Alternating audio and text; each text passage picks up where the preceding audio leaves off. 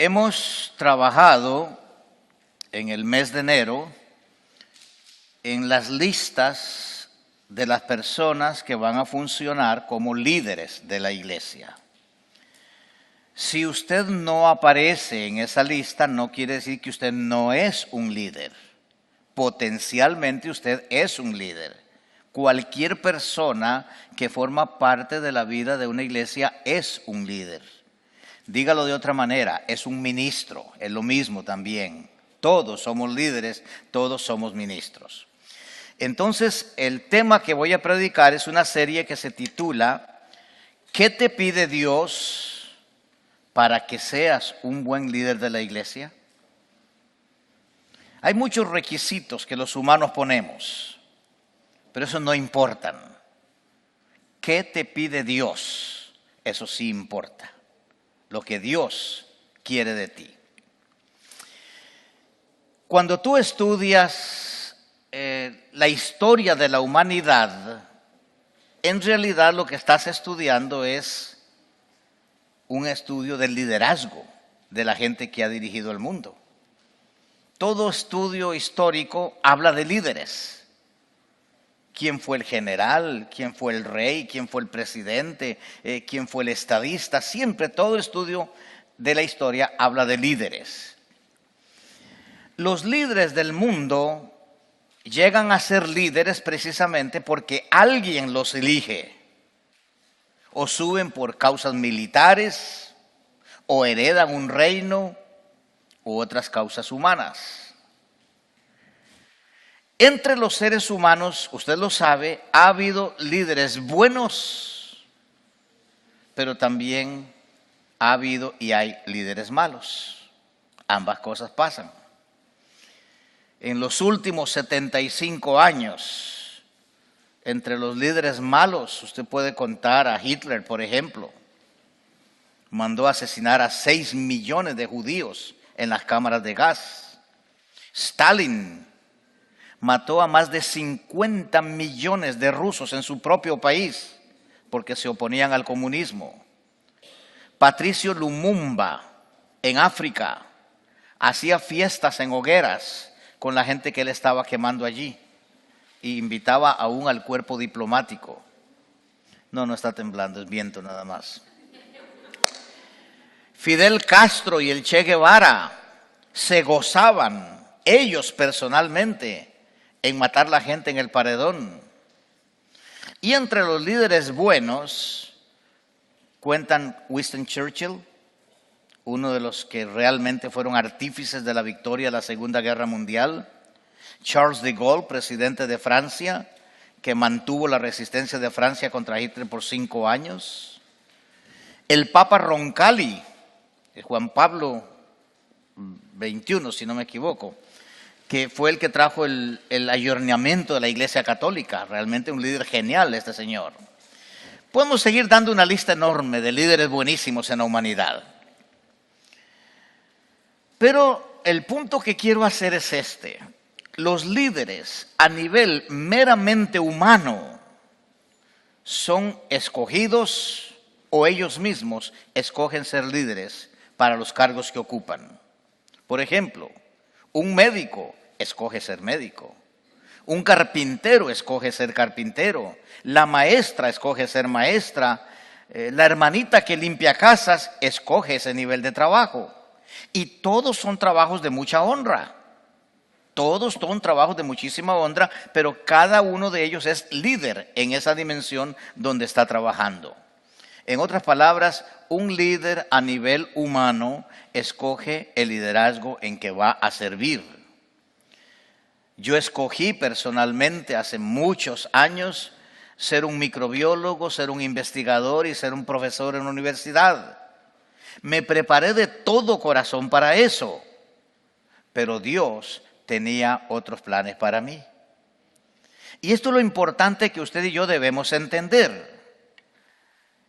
Dice la Biblia, Jeremías 29:11, yo sé los planes que tengo para ustedes, dice el Señor. Son planes para lo bueno y no para lo malo, para darles un futuro y una esperanza. Ya aquí está muy claro el asunto. Si Dios tiene planes para mi vida, vale la pena meterme en los planes de Dios, porque esos planes siempre serán para lo bueno, nunca serán para lo malo. Dios no te va a meter en un problema que tú no puedas resolver. Y dice, son planes para darnos un futuro y una esperanza. Cuando se trata de que tú sirvas en la comunidad de fe que se llama iglesia, Dios tiene otros planes. David lo dijo de esta manera, Salmo 138. Termina, oh Dios, lo que comenzaste en mí. Tu amor es eterno, no te rindas conmigo ahora. Salmo 138. Termina lo que comenzaste en mí. Es un hecho, Dios comenzó un trabajo en tu vida. Él lo hizo. Ahora, ¿qué le está diciendo David? Señor, termínalo, no te rindas. A pesar de mí, tú sigue adelante con tu trabajo. Y Dios lo hace. Ese versículo no está aquí en el texto, pero dice también, Pablo dice, yo estoy convencido de esto, que el que comenzó en ustedes la buena obra, la terminará en el día de Jesucristo. Entonces, nuestro liderazgo es un liderazgo establecido por Dios, y lo que Dios comenzó en nosotros, Dios lo va a llevar a cabo. Nadie se puede oponer a los planes de Dios.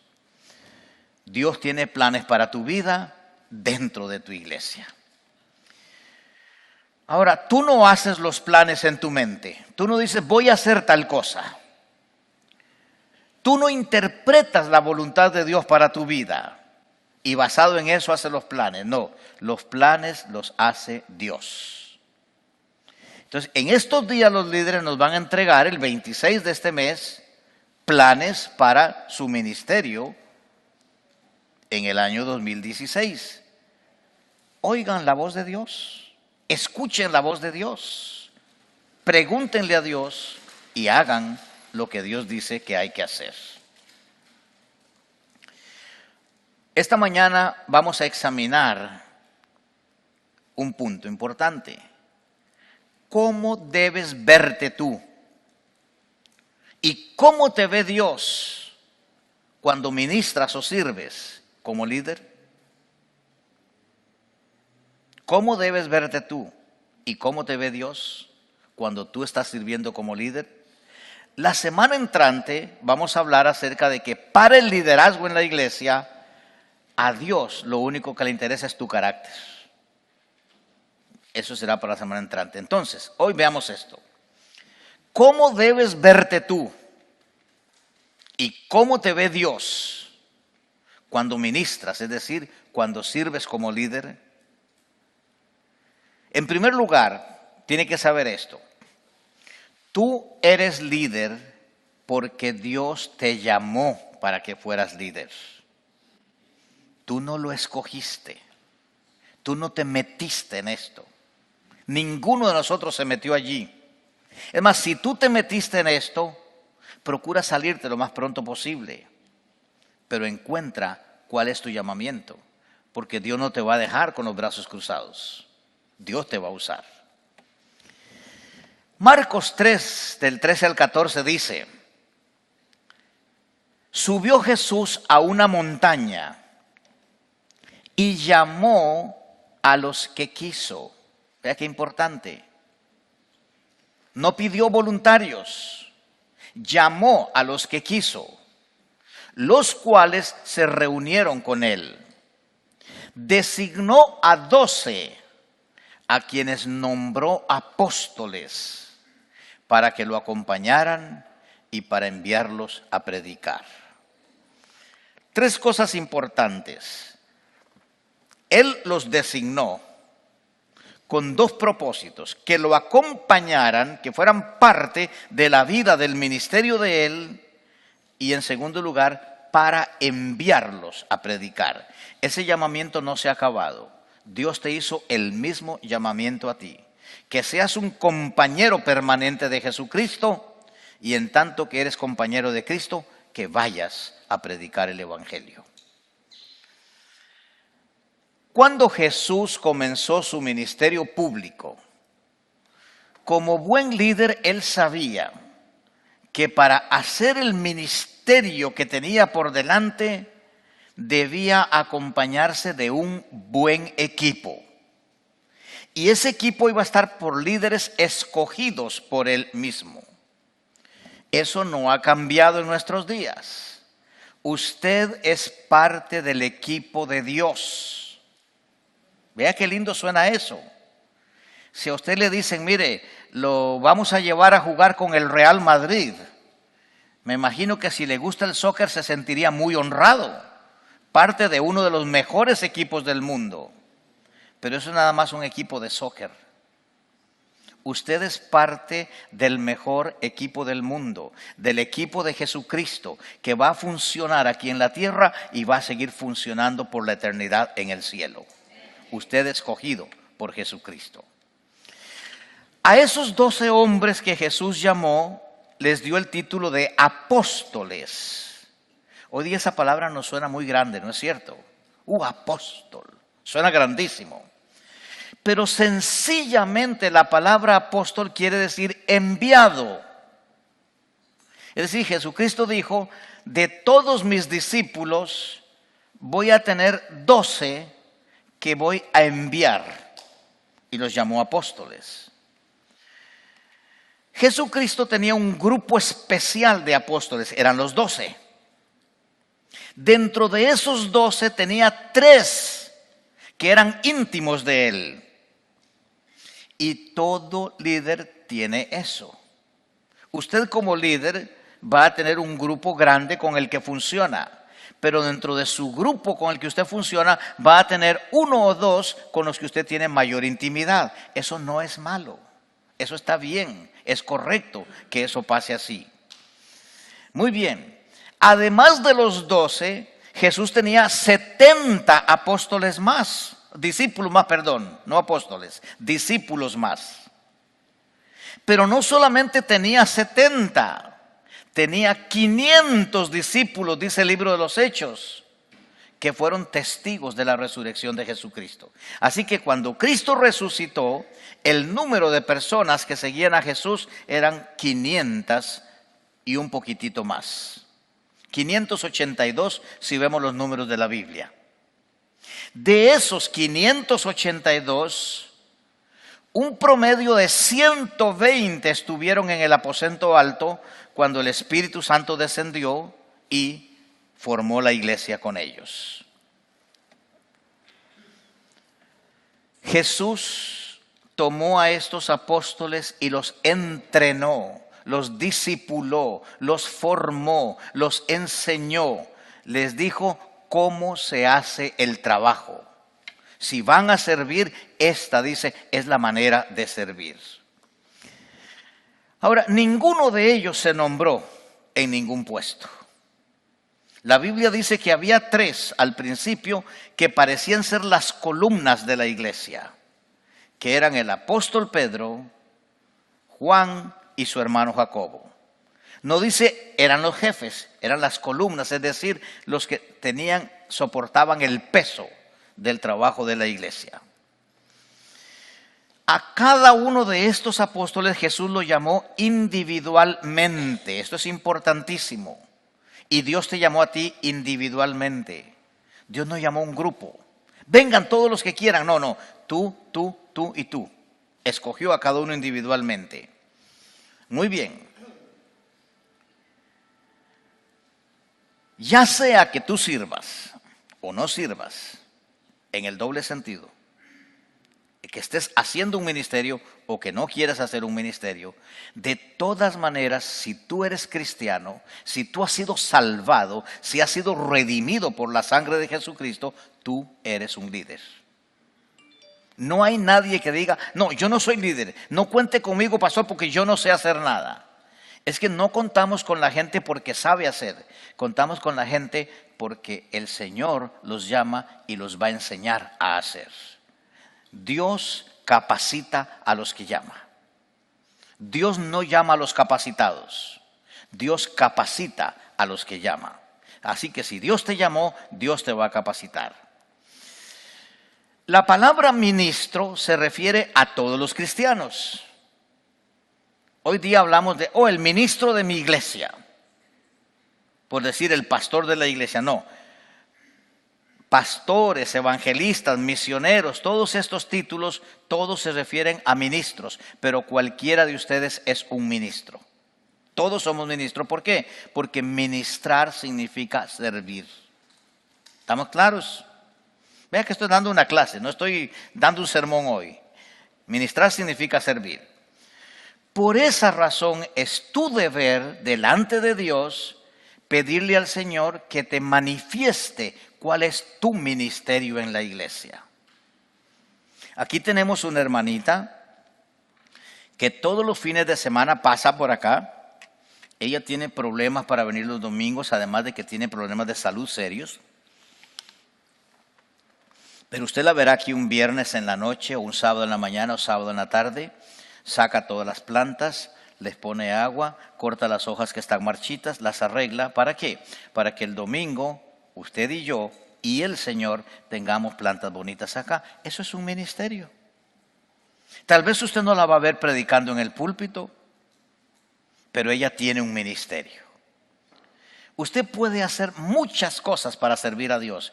Atrévase a creer y dígale: Señor, yo quiero un ministerio en la iglesia. Ahora, si usted no sabe cuál es su ministerio, puede hacer una de dos cosas. Si ya tomó anillo de compromiso, repita la clase 103 que comienza este sábado, precisamente. Y si no lo ha tomado, con más razón, haga la clase 103. Y ahí usted va a aprender cómo descubrir el ministerio que Dios le dio. Segunda cosa que quiero comunicarte. Dios te llamó porque eres una persona débil e insuficiente. Sería muy bonito decir lo contrario, ¿no es cierto? Dios te llamó porque tú eres muy fuerte y muy capaz. No, absolutamente no. Mire, hace 50 años, en una iglesia en Cuba, cuando Fidel Castro recién comenzaba en Cuba, había una parejita joven, como ver a Pete y a Gloria, recién comprometidos en matrimonio. Ambos eran líderes de la iglesia ahí en Cuba, en La Habana. Todo el mundo tenía un concepto de ellos dos que eran la esperanza de la iglesia cubana. Estos dos muchachos van a revolucionar la iglesia en Cuba. En aquellos días ya la iglesia empezaba a sufrir persecución por causa de Fidel Castro. Y estos jóvenes, que eran recién graduados de la universidad, por su intelectualismo, por su inteligencia, por la gran capacidad de servicio que tenían, todo el mundo pensaba que iban a llegar a ser grandes líderes de la iglesia en toda la isla de Cuba. Se casaron y tan pronto como pudieron, huyeron de Cuba. Se vinieron a Miami. De Miami se vinieron a California. Casi 25 años después, Marta y yo los conocimos. Ya eran una pareja adulta con hijos y estaban sirviendo en una iglesia. Muy inteligentes, muy capaces, brillantes. Pero tenían un matrimonio que la palabra desastre se le quedaba corta. Terrible, espantoso. Si él le llevaba un ramo de flores, caro, ella lo tomaba y descaradamente se lo tiraba en la cara a él en el basurero. Imagínense cómo sería ese matrimonio. Pero eran líderes de la iglesia. ¿Qué pasó con ellos? ¿Por qué llegaron a esa condición? Muy sencillo. porque confiaron en lo mucho que sabían. Confiaron, como dice la Escritura, en sus muchas letras. ¿Recuerda cuando le dijeron a Pablo, tus muchas letras te han vuelto loco? Lo mucho que sabes te ha vuelto loco. Ellos eran totalmente autosuficientes. No escuchaban consejos, nadie sabía nada, ellos lo sabían todo. ¿Usted ha hablado con una persona así? Mire, hermano, tal y tal cosa. Sí, yo sé. No, hermanito, pero sí, yo sé. Y te matan. Tú no puedes hacer nada porque lo saben todo. Cuando alguien lo sabe todo, es un autosuficiente. Ellos confiaron en su sabiduría humana, en sus recursos académicos, y sobre todo les hizo mucho daño la alabanza y la adulación de la gente. Fulano y fulana van a ser grandes en Cuba. Y se la creyeron toda. Se la tragaron sin masticarla. ¿Están entendiendo cuál es el punto acá? Dios no llama gente así. Es decir, puede ser que tú tengas un doctorado en química o qué sé yo, seas un eminente politólogo, lo que sea. Dios te puede llamar y Dios te llama si eres cristiano. Pero no te llama ni por tu doctorado, ni por tu sabiduría, ni por tus conocimientos. Mira lo que dice la Escritura en 1 Corintios 1, 27 y 29. Y yo cuando leo esto me alegro porque está hablando de mí. En cambio dice, Dios eligió lo que el mundo considera ridículo para avergonzar a los que se creen sabios. Y escogió cosas que no tienen poder para avergonzar a los poderosos. Dios escogió lo despreciado por el mundo, lo que se considera como nada, y lo usó para convertir en nada lo que el mundo considera importante. Como resultado, nadie puede jamás jactarse en la presencia de Dios. Entonces yo muchas veces estoy orando, Señor, permíteme seguir siendo un ridículo y haciendo el ridículo, aunque a la gente no le guste, porque son a los ridículos del mundo que tú escogiste para avergonzar a los sabios. Qué diferente piensa Dios de nosotros, ¿verdad? Uno pensaría distinto. Yo he estado en iglesias donde ha llegado una persona muy inteligente. Recuerdo un caso aquí en Los Ángeles. Estábamos en la convención bautista y había que elegir a un hombre encargado de asuntos legales. Y inmediatamente dijeron, oh, el licenciado fulano de tal fue juez en tal parte de su país, es perito en jurisprudencia, es aquí y es allá. Y lo nombraron en esa comisión. 2 meses después había destruido la comisión y se tuvo que empezar todo el trabajo otra vez. Los necios del mundo no sirven para funcionar en la iglesia. Pero los necios de la iglesia sí sirven para avergonzar a los necios del mundo. Así como Dios trabaja. Usted me dice, no entiendo, yo tampoco. Pero es la manera como Dios trabaja. Amén. En otras palabras, entre más débil e incapaz admitas que eres, mejor Dios trabajará contigo. Eso tiene que alegrarte. Esto tiene que alegrarte. Muy bien. Hay un caso en la Biblia, ustedes lo han oído, yo prediqué una serie de mensajes, 8 mensajes sobre este tema. ¿Recuerda a Josafat? Señor, no tengo sabiduría y no tengo poder. ¿Qué le dice Dios? Ahí es donde te necesito. Allí es donde te quiero. Que seas un incapaz y que seas un ignorante. ¿Por qué? Porque esta guerra no es tuya, es mía. Yo la voy a pelear. Así es en tu vida. Así es en tu vida. Ahora, Tú como líder ministras con la actitud de un esclavo. ¿Por qué? Porque tú eres un esclavo de Jesucristo. Esa palabra no nos gusta, ¿verdad? Porque en Estados Unidos tiene una connotación muy negativa. Aquí dicen esclavo y nos imaginamos a un negrito o a un afroamericano, como dicen los políticamente correctos, ¿verdad? Con pantalón por la rodilla, sin siquiera un cinturón para amarrarse el pantalón y con la espalda llena de moretones porque le han dado latigazos. Esclavos en aquel tiempo no eran así. A los esclavos se los respetaba y se los admiraba mucho. Roma hacía toda su economía basada en los esclavos. Así que no era denigrante ser un esclavo. Lo único es que tenías un dueño y tenías que obedecerlo ciegamente. Muy bien. Cuando Pablo escribe la carta a los filipenses para alegrarse con ellos de la calidad de iglesia que están formando, empieza de esta manera, Filipenses 1:1. Saludos de Pablo y Timoteo, esclavos de Cristo Jesús. ¿Ya cómo se llama?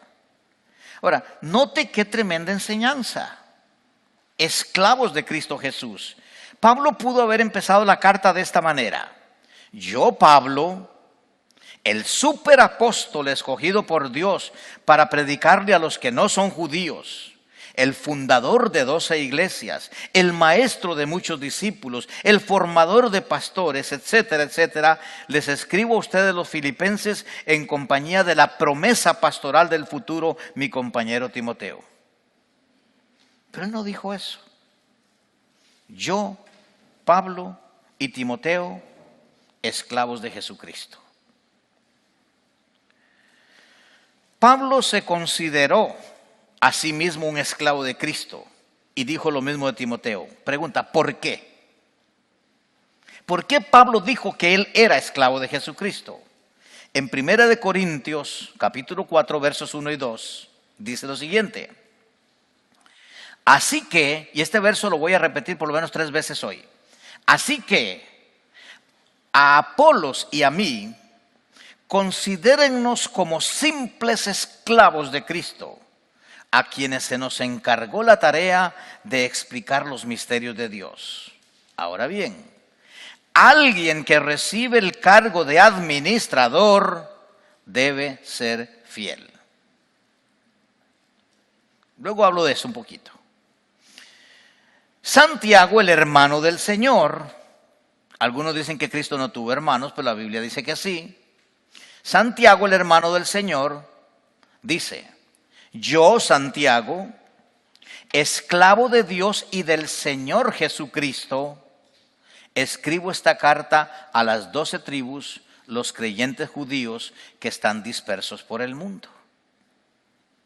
Santiago pudo haber dicho, yo, Santiago, nacido del vientre santo de la Virgen María, hermano de Jesús, criado en la misma casa de Jesús, yo que jugué con Jesús y aprendí con Jesús y me crié con Jesús. Él pudo haber dicho eso y no estaba diciendo mentiras.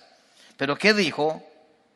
Esclavo de Dios y del Señor Jesucristo. Así que los hombres de Dios no se consideraban súper nada. Ellos decían, somos esclavos de Jesucristo. El apóstol Pedro da una razón para esto. Dice que tú y yo fuimos comprados como esclavos y que Dios pagó el precio de esa esclavitud redimiéndonos con la sangre de Jesucristo. 1 Pedro 1:18. Pues ustedes saben que Dios pagó un rescate para salvarlos de la vida vacía que heredaron de sus antepasados. Y el rescate que Él pagó no consistió simplemente en oro o plata, sino que fue la preciosa sangre de Cristo, el Cordero de Dios, que no tiene pecado ni mancha. Así que tú vales lo que vale la sangre de Cristo. ¿Tendrás valor? Claro que sí. Tu valor es eterno. A los ojos de Dios es enorme. Conclusión de esto. Fuimos comprados. Y el que es comprado se convierte en esclavo del que lo compra. Esa es la ley humana. Y como esclavos, tú y yo le servimos a Cristo. Ahora, amplifiquemos esto. En la Biblia hay, cuando menos, 4 títulos para los líderes o servidores de Dios, para los esclavos. El primero ya lo vimos allí en Filipenses y también en Santiago. Tanto Pablo como Timoteo y Santiago lo usan para hablar de ellos mismos. Es la palabra griega, y ahí la van a poner en el pizarrón, en la pantalla, doulos. Esa palabra es una palabra en griego y es la referencia a un esclavo normal que hace toda clase de trabajos en la casa, en el campo, en el comercio y hasta en la guerra. Porque había ejércitos donde todos los soldados eran esclavos y peleaban con amor para sus generales o para sus superiores. La otra palabra, la vamos a ver allí también, es la palabra diáconos. Usted la conoce esta palabra. En español se dice diácono. Y ser diácono en una iglesia no es un título de honor. Es sencillamente ser un esclavo que sirve y prueba el vino del amo. Lo estamos estudiando en estos días, en los martes. Nehemías era el copero del rey. ¿Qué quiere decir eso? Que antes de que el rey comiera y se tomara el vino, Nehemías tenía que tomar de la misma copa y comer del mismo plato, porque si la comida estaba envenenada, el copero se moría, pero el rey se salvaba. Es decir, estaba dispuesto a dar la vida por su amo. Pero no era más que eso. Velaba por los intereses personales de su amo, al punto que le administraba su dinero. ¿Se imagina? Usted toma su salario de la semana, de la quincena, y viene y le dice a la persona que administra su casa: toma, aquí está el salario, manéjalo como tú quieras. No a la esposa, un empleado. ¿Usted haría eso? En la antigüedad lo hacían así. El diáconos era un esclavo de mucha confianza. Y esta palabra se usa en la Biblia muchísimas veces para referirse a los siervos de Dios, a los ministros de los cuales tú eres una parte. Ahora, lo que le voy a decir parece que ya es el colmo, parece que ya nos pasamos de la mano, pero vea qué interesante. Hay un pasaje muy especial, ya yo lo leí hace un rato, donde Pablo nos retrata a nosotros de cuerpo entero. Primera de Corintios 4, 1 al 2. Así que, dice Pablo, es decir, en conclusión, a Apolos y a mí, y déjeme hacer un paréntesis, Apolos era uno de los hombres más inteligentes, más sabios y que mejor hablaba en la iglesia primitiva. Tanto así que lo consideraron en una ocasión como el Dios que habla bien. Lo quisieron adorar como a un Dios. Mercurio. Dice Pablo: a Apolos y a mí, considérennos como simples esclavos, siervos de Cristo, a quienes se nos encargó la tarea de explicar los misterios de Dios. Ahí está Pablo diciendo: este es mi plan. Si usted tiene que hacer un plan para el próximo 26 de febrero, aquí está Pablo diciendo: mi plan es muy sencillo, explicar los misterios de Dios. ¿Lo haría Pablo? Claro, escribió la mayoría de los libros del Nuevo Testamento y ahí los explicó. Ahora bien, dice, verso 2, alguien que recibe el cargo de administrador debe ser fiel. Primera de Corintios 4 del 1 al 2. Note la expresión, simples siervos, esclavos. Uno diría, bueno, Pablo está refiriéndose a un empleado común, algo así como el que hace los mandados o limpia el piso. Pero no, Pablo no está hablando de eso. Pablo está hablando de otro tipo de esclavo. En griego se llama, véalo ahí en la pantalla, hipiretas. Hoy usted ha aprendido ya 3 palabras en griego: dulos, diáconos e hipiretas. Falta una más. La palabra hipiretas en la sociedad de aquel tiempo se refería al esclavo de más baja clase en el rango social del Imperio Romano. Es decir, lo peor de lo peor entre los esclavos era el hipiretas. Y Pablo dice, Apolos y yo somos hipiretas en la iglesia. ¿Ves qué interesante? Recuerdo acá una señora que llegó hace muchos años, recién comenzando nosotros acá. Se sentó ahí al frente por delante y ya yo iba a empezar a predicar. Y ella me hizo así. Yo bajé un momentito y me dice, hoy es mi primer vez aquí en la iglesia y vine porque Dios me llamó para que yo me constituya en la directora del ministerio de jóvenes de la iglesia. Ni el nombre le conocíamos. En mi vida yo la había visto. Y ustedes saben cómo yo soy sangrón, y lo admito. Y le dije, señora, el día que Dios me diga a mí que usted va a ser la líder de los jóvenes, bienvenida. Pues yo no tenía esa seguridad. Sí, se autonombró. Pablo está diciendo, en la iglesia yo no me nombro nada. Dios me nombra. Y Dios me dice que en la iglesia yo soy el esclavo de la calidad social más baja que existe. Esa debe ser nuestra actitud. Una actitud de total humillación delante de Dios. De completa humillación delante del Señor. ¿Por qué? Porque a los necios del mundo Dios los escogió para avergonzar a los sabios. ¿Ve el punto qué fuerte que es? El hipiretas por lo general era un prisionero de guerra. A alguien que en una guerra los romanos habían tomado. Y para los romanos un prisionero de guerra no valía nada. Lo mismo les daba que se muriera hoy o que se muriera mañana. Lo agarramos en una guerra y lo que agarramos en una guerra es nuestro y no vale nada. A esos hipiretas los encadenaban en la parte más baja de un barco de guerra. Barcos que tenían una tripulación de 40 o 50 personas, nada más chiquitos.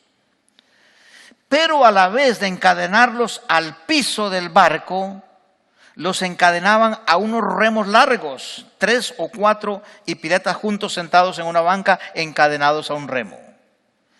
Y el trabajo de ellos era llevar el barco a la zona de combate y remar de acuerdo a como el capitán decía para avanzar, retroceder, moverse a un lado, moverse al otro lado, es decir, tener el barco en posición de batalla. Los hipiretas no miraban lo que estaba pasando afuera, estaban en el fondo del barco. Alguien les decía de arriba lo que tenían que hacer. Usted y yo no miramos. Pablo lo dice, ahora vemos oscuramente como por espejo, pero hay alguien de arriba que nos está diciendo lo que tenemos que hacer. ¿Ve el punto?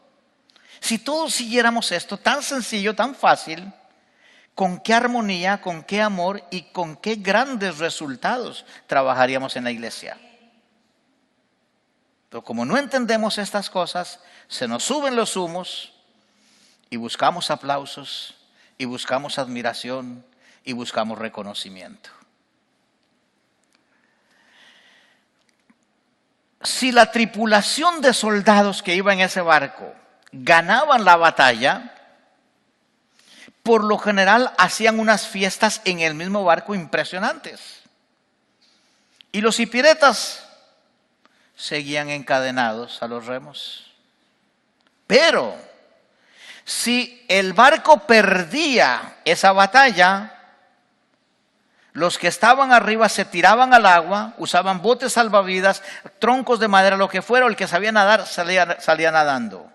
Y los hipiretas se hundían con el barco.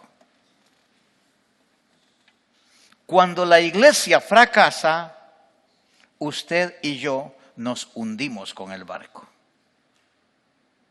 No nos conviene dejarla fracasar, ¿no es cierto? No nos conviene. Así que tú eres un hipiretas de Dios. Qué bonito sería decirte otra cosa, ¿no es cierto? Tú eres un hermano hermoso, consagrado, lindo, precioso. Dios cada vez que te ve tiene una sonrisa enorme. Pero Dios te ve como un hipiretas. Ya llegará el día de los premios. Ya llegará el día de las recompensas. Ya llegará el día de oír la voz de Dios. Bien hecho, mi buen siervo y fiel. En lo poco fuiste fiel, sobre mucho te pondré. Pero por ahora estamos en lo poco y servimos en lo poco porque somos poco. ¿Estamos claros? Muy bien. En esto del ministerio, y recuerde, usted es ministro, no hay títulos de honor. Recuerdo cuando yo llegué acá.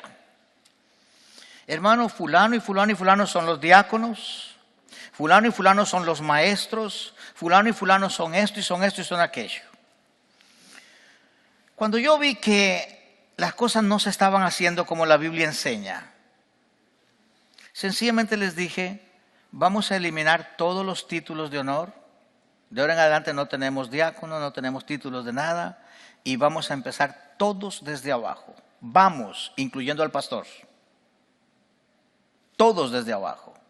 A todos nos tocó limpiar pisos, a todos nos tocó limpiar baños, pintar los baños, arreglar las clases. Teníamos unas sillas que cuando las corríamos sonaban horrible, eran de metal. ¿Recuerdan ustedes cómo sonaban esas sillas? A todos nos tocó empezar de abajo, todos fuimos hipiretas. No hubo títulos de honor. Solo una persona me dijo, hermano, pero es que yo soy diácono y yo no tengo que hacer ese trabajo. Y le dije, era diácono. Ya no es.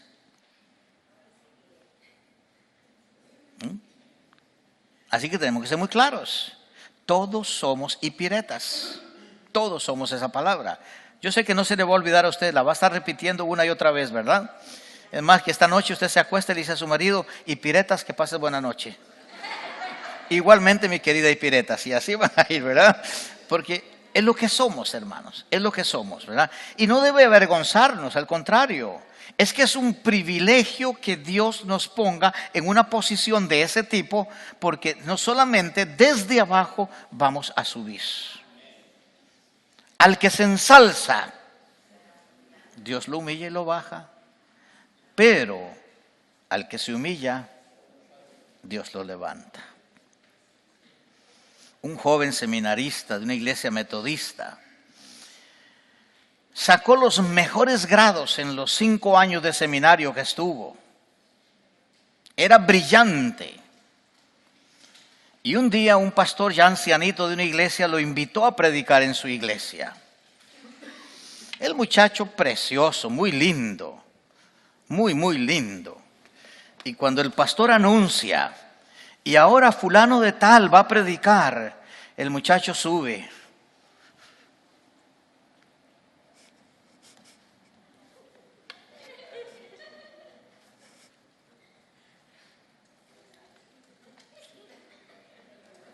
Hermanos, abran sus Biblias, y allí se quedó.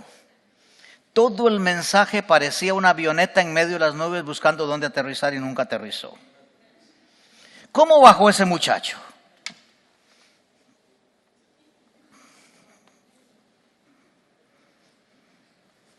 Destruido. mal. Él se ensalzó y Dios lo humilló. Cuando termina su mensaje, el pastor ancianito lo llama y le dice: si hubieras subido como bajaste, habrías bajado como subiste. En la obra de Dios, nunca te des posiciones que Dios no te ha dado. Deja que sea Dios quien te ponga donde vas a funcionar. Mire, hace un tiempo atrás nosotros le dijimos a Franco, a José Luis, ¿por qué no te haces cargo de lo que tiene que ver con el mantenimiento de la iglesia? ¿Por qué? Pues porque José Luis trabaja en eso. Pero le estábamos robando una enorme bendición poniéndolo allí. ¿Por qué? Porque un día José Luis, alguien tuvo la visión de llamarlo para que enseñara clases de niños. Y créame, es uno de nuestros mejores maestros de niños en la iglesia. Usted no sabe lo que tiene adentro. Usted no sabe lo que Dios le ha dado. Espere que Dios le diga: haz esto, y vaya y hágalo. Lucas 17, del 7 al 10 dice esto: supongamos que uno de ustedes tiene un esclavo que ha estado arando el campo o cuidando las ovejas. Imagínenselo. Cuando el esclavo regresa del campo, ¿acaso el amo le dice: ven enseguida a sentarte a la mesa, implicando, y come conmigo? ¿No se le diría más bien: prepárame la comida y cámbiate de ropa para atenderme mientras yo ceno? Después tú podrás cenar. ¿Acaso se le darían las gracias al esclavo por haber hecho lo que se le mandó? Así también ustedes, esta es la aplicación a nosotros, cuando hayan hecho todo lo que se les ha mandado, deben decir: somos esclavos inútiles. No hemos hecho más que cumplir con nuestro deber. Es decir, no fuimos capaces de caminar la milla extra. Nos pidieron la camiseta y no la dimos. ¿Ve el punto? Cuando uno hace lo que tiene que hacer y ahí se queda, es un siervo inútil. Es decir, que cuando usted llegue al cielo, si le van a dar un diploma, yo creo que lo van a poner allí en un ratito o está allá. Si le van a dar un diploma por su trabajo, el diploma sería así. ¿Lo tienes allí? ¿Qué dice?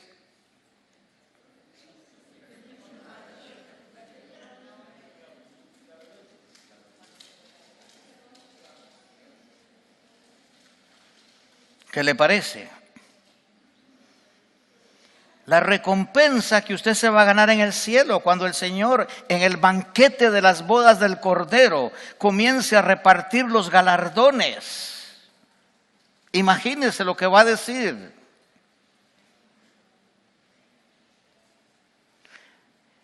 Va a decir el Señor: Carlos Muñoz. Y yo paso al frente a recibir mi premio. Y ustedes son mis cheerleaders allí. Y ahora yo agarro el premio y le digo: miren, siervo inútil. Eso fue lo que me gané. Pero ustedes se van a ganar el mismo. Todos vamos a ser siervos inútiles porque apenas hicimos lo que había que hacer. Que ni siquiera útiles, inútiles. Y a mí esa palabra me suena muy feo porque mi papá la usaba mucho. Quítate, inútil, tú no sirves para nada. Hazte a un lado, inútil, no sirve para nada. Y dale con los inútiles. Y claro, llegó un tiempo en que yo sentía que yo era inútil, no podía ni moverme. Te condicionan a ser inútil. Pero ahí está en la Escritura, hermanos. Es que son pasajes que nadie nos predica, ¿no es cierto? Nos dicen cosas muy lindas. Mire, por ahí de vez en cuando a mí me llegan cartas aquí en la oficina. Reverendo Carlos Muñoz. Y empieza la carta. Excelentísimo siervo del Señor.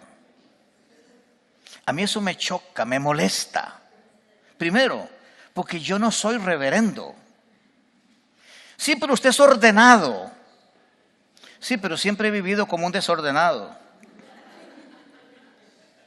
Sí, aquí no hay gloria para los hombres, hermanos. Aquí no hay gloria para ningún ser humano. Por eso cuando usted aplaude en un mensaje, apláudale al Señor, no al predicador. No hay nadie que se pueda llamar reverendo. ¿Por qué? Por una razón muy sencilla. El único digno de toda reverencia, honor, honra, gloria y homenaje es Cristo Jesús el Señor. Él es el reverendo de la iglesia. Nadie más.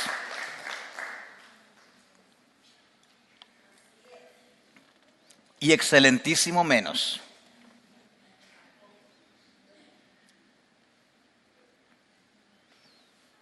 Hace muchos años ya,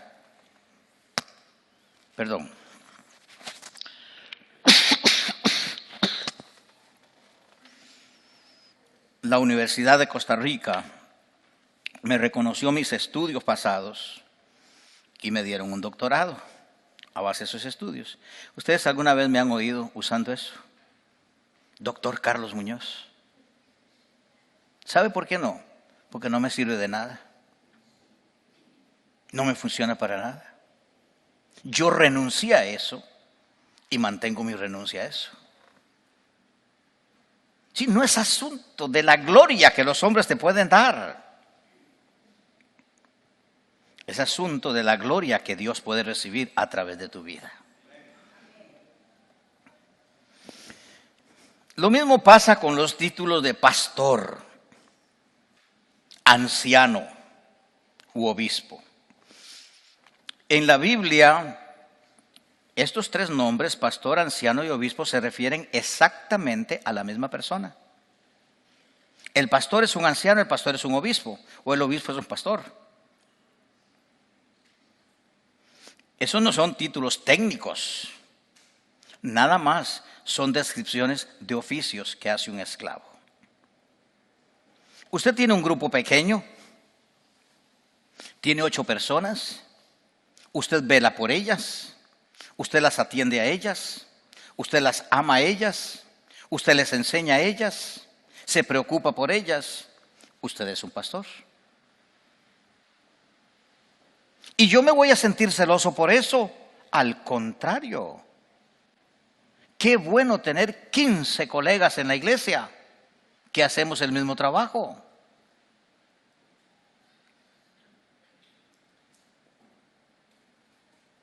Tenemos otro grupo que llamamos pastores. Han sido ordenados acá. Se les impuso las manos de la manera más simple y más sencilla que se hace una ordenación. Sin aspavientos, sin nada para honrar al hombre. Porque Dios no honra personas. Dios no comparte su gloria con nadie. Con nadie. Así que nosotros tenemos que aprender a mantenernos humildes, mantenernos quietos, mantenernos tranquilos, como se mantiene un esclavo con su amo. El saludo de los esclavos en Roma en las mañanas era muy simple. ¿Qué quiere mi señor que haga su esclavo hoy? ¿No le suena a usted que esta sería una oración preciosísima cada día en la mañana que usted se despierta? ¿Qué quiere mi señor que haga su esclavo hoy? Y de antemano te digo, Señor, sí a lo que tú me pidas. ¡Qué bendición sería eso!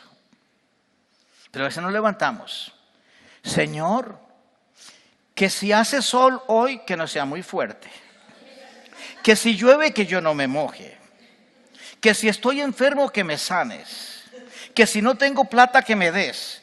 Entonces tenemos un Dios sirviente, un Dios esclavo que vive para nosotros, cuando es todo lo contrario. Nosotros vivimos para ese Dios a pesar de. Esta es la actitud correcta. ¿Cómo quisiera que hubiera 30,000 personas aquí oyendo eso? Pero ustedes lo están oyendo y con eso basta. La otra palabra que se usa en ese mismo texto de Pablo escribiendo a los Corintios dice: ahora bien, alguien que recibe el cargo de administrador debe ser fiel. Esta es la cuarta palabra que se usa para hablar de esclavos. Es la palabra ikonomos. Usted ha oído esa palabra en español muchísimas veces. Economista. Ico en griego quiere decir casa. Nomos es administrador. Así que un ikonomos era el mayordomo que administraba una casa. Pero era un esclavo. Hoy día hay muchas casas de gente muy rica que tienen mayordomos. Ustedes conocieron a Hugo y a Mayra. Hugo fue mayordomo de una casa por muchos años, con un salario espectacular. Pero Hugo no era el esclavo. En aquel tiempo no hubiera recibido salario, pero habría sido el esclavo. Habría sido el mayordomo. El mayordomo era un esclavo de mucha confianza. Él estaba a cargo de toda la casa de su amo. Era el maestro de los niños. Vean esto interesante, no había escuelas. Entonces el esclavo era el maestro de los niños. El esclavo era el administrador de los otros esclavos y era el administrador de todo el dinero y propiedades de su amo. Pero era un esclavo. Dios puede hacer eso contigo. Dios puede hacer eso contigo. Hay un buen ejemplo en la Biblia, te lo voy a leer. Génesis 39, del 2 al 6. El Señor estaba con José. Por eso tenía éxito en todo mientras servía en la casa de su amo egipcio. Potifar lo notó y se dio cuenta de que el Señor estaba con José y le daba éxito en todo lo que hacía. Eso agradó a Potifar, quien pronto nombró a José su asistente personal. Lo puso a cargo de toda su casa y de todas sus posesiones. Desde el día en que José quedó encargado de la casa y de las propiedades de su amo, el Señor comenzó a bendecir la casa de Potifar por causa de José. Todos los asuntos de la casa marchaban bien y las cosechas y los animales prosperaron, pues Potifar le dio a José total y completa responsabilidad administrativa sobre todas sus posesiones. Con José a cargo, Potifar no se preocupaba por nada, excepto que iba a comer. Yo lo veo de esta manera.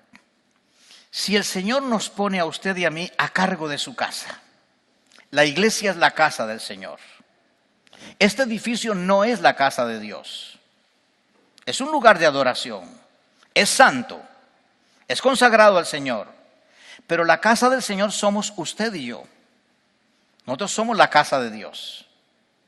Dios nos pone a cargo de la casa del Señor, es decir, al cuidado de los otros hermanos. Nuestro trabajo es cuidar a los hermanos, todos nosotros. Todos hacemos ese trabajo. Entonces, el punto final de esto sería que Jesucristo no tenga que preocuparse de nada porque usted y yo lo hacemos todo. ¿Cómo la ve así? Le encantaría decirle: Señor, en este día voy a servir de tal manera que tú no tengas que preocuparte de nada. No te pongas, Señor, ahí a andar detrás de mí cuidándome para que no me pase nada. No, va a ser al revés, Señor. Hoy yo te voy a cuidar a ti. Voy a servir para ti. Voy a vivir para ti. Te voy a honrar a ti. Te voy a dar la gloria a ti. Esa es la actitud de José. Pero ya vamos a predicar de esto más. Punto.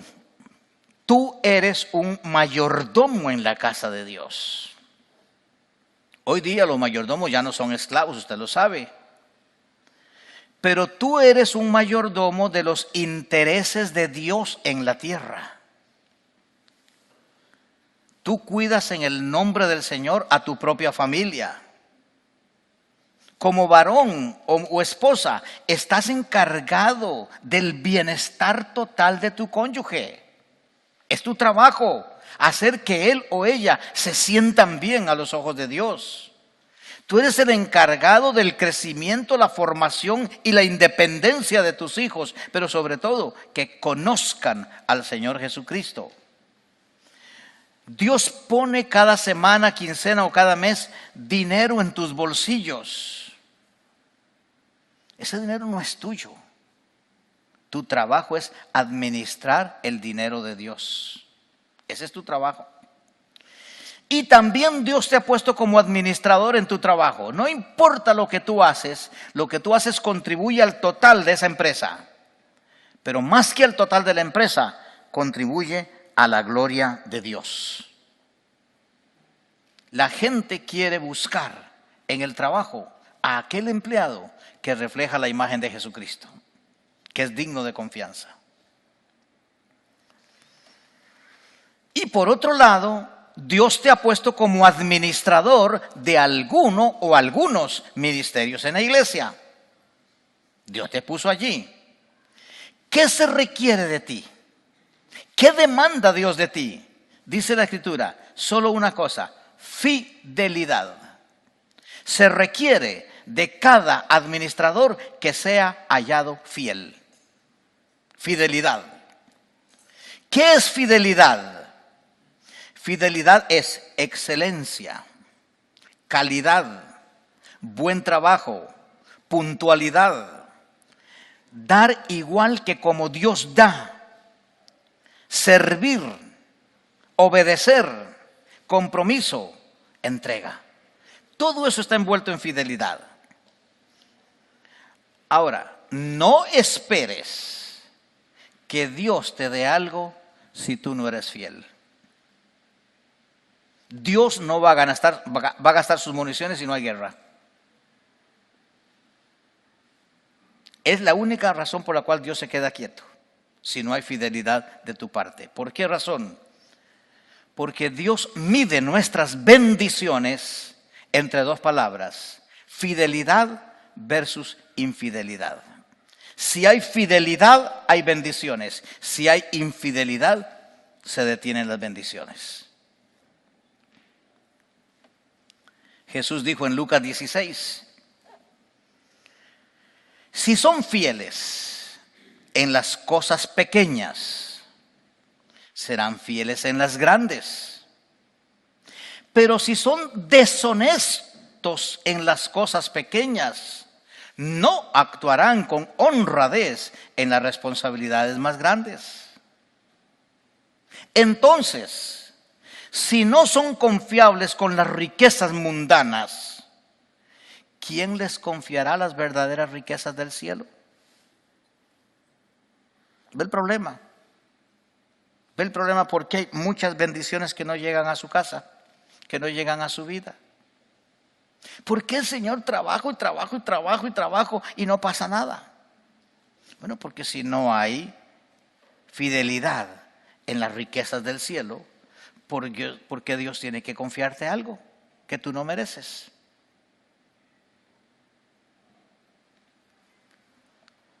Y si no son fieles con las cosas de otras personas, ¿por qué se les debería confiar lo que es de ustedes? Sí, Dios está diciendo, yo no te puedo bendecir porque tú tampoco sabes bendecir. Ni bendices la obra de Dios, ni bendices a otras personas. Entonces yo no te puedo bendecir a ti. Pero hermanito, considere mi situación, considere mi problema, considere mi lucha. Yo no puedo diezmar, yo no puedo ofrendar. Te lo digo con todo amor y con toda firmeza. Eso es una mentira que tú le has creído a Satanás. había una viuda ofrendando en el templo y todo lo que tenía era un penny. Y ese penny era su esperanza para comer ese día. Y lo puso en el plato de las ofrendas. Y esa mujer quedó por 2000 años, su nombre escrito en la Biblia. Y el nombre de los que dieron mucho ni aparece. Lo que es de Dios, es de Dios. Es que no tienes fe. No tienes fe. Porque Dios lo ha dicho. Dios te ha retado a ti, me ha retado a mí, nos ha retado a muchos de nosotros. Traed todos los diezmos al alfolí y haya alimento en mi casa. Y pruébenme ahora en esto. Yo, Dios, el Todopoderoso, el dueño del oro y la plata, abriré las ventanas de los cielos como están abriéndose ahora. Y derramaré sobre ustedes bendición hasta que sobreabunde. Y tú digas, Señor, para de bendecirme porque ya no sé dónde meter más. Y no se refiere solo a bendición económica. No lo malinterpretes. Toda clase de bendiciones. Dios lo dice. Créele a Dios. Créele a Dios.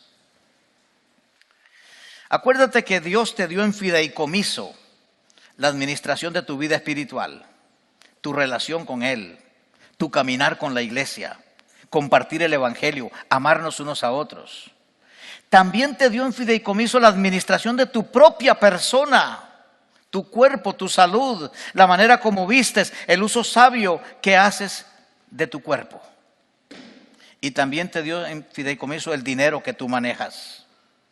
Si tú llegaras a esta conclusión, no tendrías problema. El dinero que yo traigo en el bolsillo no es mío. Sí, tú lo trabajaste, te esforzaste, sudaste, te costó lágrimas, te costó fuerzas. Tuviste que manejar de aquí para allá, de allá para acá. Te peleaste con medio mundo y medio mundo se peleó contigo. Y finalmente te viniste con tu cheque. Pero ese cheque no es tuyo, es de Dios. Pero pastor, ¿no es que el 10% es de Dios y el 90% mío? No, el 100% es de Dios. Solamente que Dios te deja administrar el 90%. Pero se requiere de cada administrador que sea hallado fiel. Sí, fidelidad también en el 90%. Fidelidad total en todo. A Dios le importa cómo tú manejas tu dinero. Dios no quiere que te hagas de deudas si no las puedes pagar. Dios quiere que pagues a tiempo lo que tienes que pagar. Que no malgastes en placeres efímeros más allá de tus necesidades. En casa necesitamos 3 galones de leche. Ay, pero vi allí un jueguito tan lindo para mi juego de no sé qué, Xbox, como se llame, que me voy a comprar el jueguito y no compro la leche. Eso es infidelidad. Te vas a reír un rato, pero vas a llorar otro. Sobre todo, hermano, bendice a los que no tienen. Aprende a dar. Aprende a dar. Es muy fácil darle a la gente lo que no es mío. Pero darle lo que es mío y lo que necesito todavía es más difícil. Pero hay que aprender a dar. Y Dios te ha dado en fideicomiso el ministerio de la iglesia. Todos nosotros debemos tener un ministerio. Todos debemos tener un ministerio. No importa el tamaño de tu ministerio. No importa. Tu liderazgo es parte de un conjunto total que trabaja en equipo para lograr la visión de Dios en la iglesia. Míralo de esa manera. Lo que tú estás haciendo es muy importante. Hace muchos años en la Edad Media, estaba un hombre con un pico quebrando piedras. Y pasa uno y le dice, amigo, ¿qué hace? Aquí, como un esclavo, como un idiota, quebrando piedras por un salario miserable. Sigue el hombre caminando y ve a otro en la misma construcción, quebrando piedras también. Señor, ¿qué hace usted? Pues aquí ganándome el pan de cada día, mi trabajo es quebrar piedras. Muy duro, muy pesado, pero es mi trabajo. Otra actitud, ¿no es cierto? Pero encuentra a un tercero quebrando piedras también, haciendo lo mismo. Señor, ¿qué está haciendo? Pues no ve, construyendo una catedral. ¿De cuáles es usted? ¿De los que se quejan por lo que tienen que hacer? ¿O de los que ya tienen la visión completa de lo que va a pasar cuando usted lo haga? ¿Cuál es nuestra visión? Traer personas y ponerlas bajo la autoridad de Cristo. Hacerlos adoradores de Dios. Enseñarlos a vivir en compañerismo. Formarlos a la imagen de Cristo y enviarlos a servir como Jesús sirvió. Esa es la catedral que estamos construyendo nosotros. Si usted dice, ¿qué está haciendo usted? Hey, aquí dándole clase a estos chiquillos, no ve qué aburrido. Todos los domingos me ponen en esto. Renuncie, por favor, si usted tiene esa actitud. No dañe a la iglesia con una actitud así. La actitud es la actitud del gozo, de la alegría. Sirvo con entusiasmo. Me gusta tanto lo que hago, que si no me pagaran por hacerlo, yo pagaría para que me dejen hacerlo. Esta es la actitud correcta en el trabajo y en la vida. Acuérdate de esto.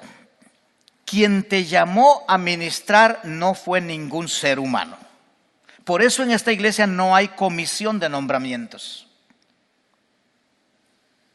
Nosotros oramos y oramos y oramos y oramos hasta que Dios nos manifiesta. Estos son los nombres de los que quiero que trabajen este año. Bien. Isaías 6. Después oí al Señor que preguntaba, ¿a quién enviaré como mensajero a este pueblo? ¿Quién irá por nosotros? Aquí estoy yo, le dije, envíame a mí. ¿Tú serías capaz de decirle eso al Señor hoy? Envíame a mí. Ahora, el Señor no está diciendo que te va a enviar a un trabajito muy bonito, muy lindo, muy suave. Puede ser que te diga, mira, sí, allí en el Medio Oriente está este grupo que se llama ISIS, que cristianos que ven lo dejan sin cabeza. Pero yo necesito que tú vayas al Medio Oriente y me evangelices a uno de esos de ISIS, porque a ese que tú evangelizas yo lo voy a convertir en el nuevo Billy Graham del mundo. Pero tú no vas a regresar, tu cabeza va a salir rodando por allí. Es más, ni te van a enterrar. ¿Te irías? ¿Te irías? Ve el problema. Ve el problema. Qué difícil, ¿no es cierto? Qué difícil. Porque el llamamiento de Dios no es a nada bonito. Créeme que no es bonito. Entusiasma servirle a Dios, pero bonito no es. Imagínate que si yo hubiera hecho lo que yo quería hacer, me habría jubilado en el año 1980. ¿Se imaginan los años que tendría yo de jubilado ya? Posiblemente me compro una casa ahí por la playa y pasaría todo el día echándome arena en el ombligo. Pero hago lo que hago no porque es bonito, sino por causa del que me llamó a hacerlo. Lo importante no es lo que a mí me gusta, es lo que a Él le gusta. ¿A quién enviaré, dice el Señor, por nosotros? Isaías no tiene problema. Envíame a mí.